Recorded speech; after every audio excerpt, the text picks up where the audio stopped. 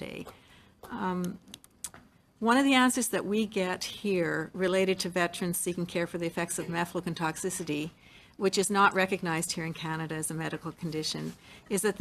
if they have a diagnosis which is consistent with the warnings listed for the drug, they only need to bring that diagnosis to VAC, and VAC will treat the veteran for the condition,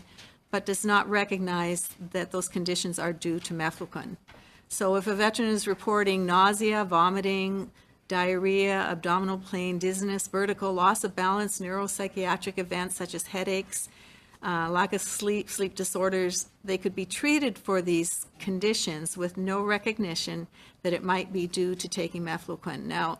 I would really like to know your perspective on whether or not that is appropriate or whether it should be considered as a major factor in their diagnosis.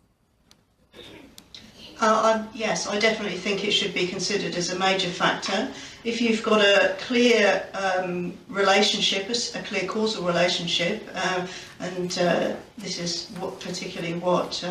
we've just been discussing, then it makes common sense that there needs to be a validation of that causality within the diagnosis. One of the significant issues that veterans in this space have faced is the fact that the role of the drug in their ongoing medical conditions has not been formally acknowledged and therefore allowed to be taken into account, both in terms of their treatment but also just their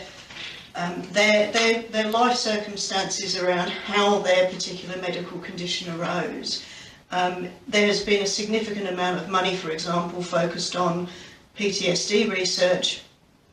which is a very valid cause, but this is an equally valid cause and an equally well-described and well-contained disease status. And those veterans with validation through a PTSD diagnosis gain a considerable benefit in terms of their mental well-being, and that needs to be applied for this. So it's not just a matter of recognizing the conditions, it is